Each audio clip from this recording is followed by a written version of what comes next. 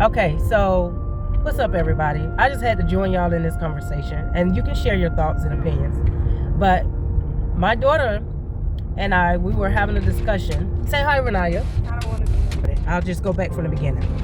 All right, I was waiting for the manager from the storage unit to contact me, and he did text me, but he started out texting me with like the regular small caps, capital letters, but then towards the end he used all caps letters. So I'm like, okay, is he in his feelings because I discovered that my furniture, my storage unit was pretty much infested with rodents, because I don't need that negative energy, especially from him. He's a Caucasian white guy.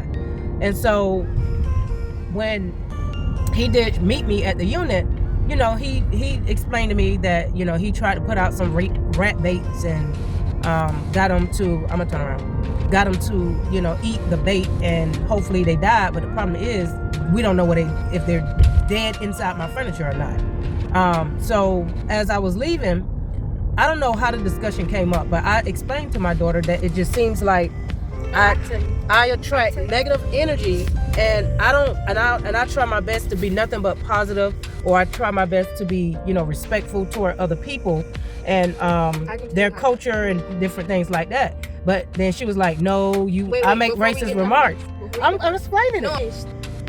Because he was being helpful, and he had he was being kind. Yeah. And then you came back, and I let you know, so it wasn't that he had attitude, but it was how he typed. Okay, so because I'm not used to someone responding to me with all caps unless they are in their feelings about something. So it was very questionable, and I felt like, okay, well, hopefully he's not targeting me, because I'm used to white European people being fake nice. 1 minute they want to be sweet, and then behind your back they plotting or trying to make your life harder than it has to be. But she also, so basically she was saying that I have made racist remarks, and I'm going to say, yes, I have made comments because I only respond to the negative energy that I have been receiving from them. I haven't really found a really true, probably one or two out of all the years I've been living on earth, a true genuine European or white person that's out to be kind and helpful in my life. And so I noticed that every time I go somewhere, I do get a lot of white people saying, oh, excuse me, or they'll say, oh, I'm sorry. They're always apologizing, but they're apologizing for the smallest little thing, like, oh, I didn't mean to skip you, but you actually did skip me. Or I'm so sorry, the food was really late, but it was late.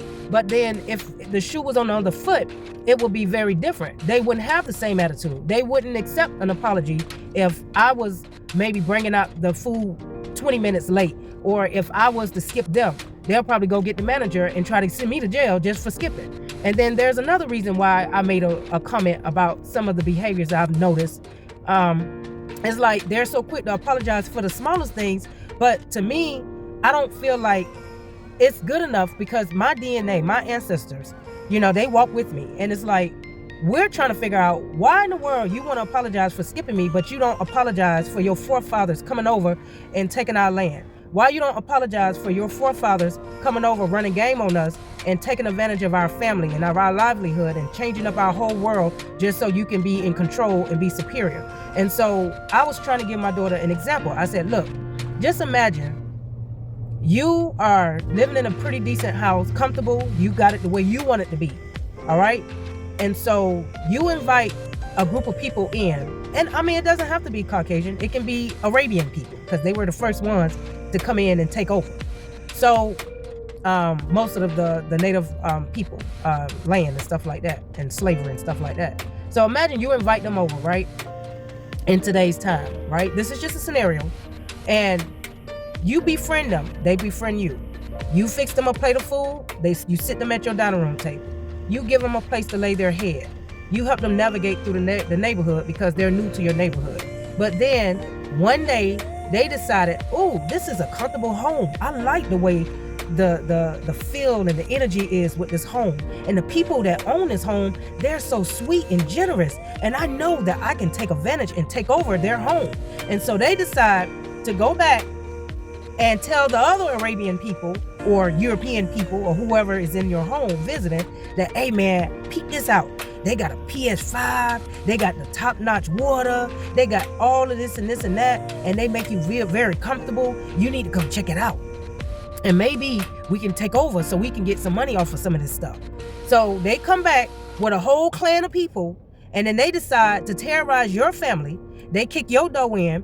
They destroy all of your family members by either raping them, pillaging, trafficking them,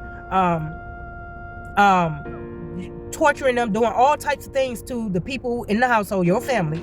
Then they go in your refrigerator, eat up everything out of your refrigerator to the point where there's nothing left, use up all of your money, take up all your credit, take up all your savings, and then that ain't even just it. They say, okay, well, we still hungry and we don't got nothing else left because we done used up everything and splurged it on the wrong stuff, right? Then they decide to cook the family members. So they decide to take your family member, chop them up, drain them, and put them on the stove and bake them in the oven and have them for dinner, okay? Then on top of that, they say, fuck all this. I'm just going to destroy the whole house, knock it all down, and pretend that none of this never happened and build a whole brand new house on top of it the way they like it, and they start living their life like everything is normal. Like, really? Then they create rules and laws for the other people that they run into that look like you to follow, to keep you under control so you don't retaliate. Like, put the Bible in your brain, instill all the lessons in your brain so you'll feel too guilty to fight back. So you'll be like, but Jesus did say forgive others, but then at the same time,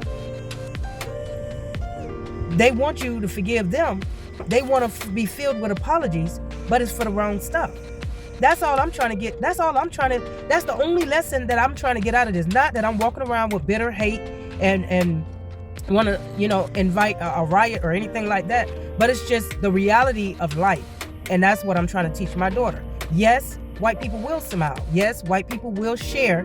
But then you got to know the difference between the genuine smiles versus the I'm going to take your life if I could smile. But I already understand that. You are just assuming that all of them are... No, I'm not assuming all of them. I'm just saying there are some good ones out there, but there are a great amount of them that still have the same mindset as their forefathers, where they feel like I'm in charge, I'm superior, I don't respect your color, you don't look like me, you're not from my bloodline, and I will eat you if you slip up.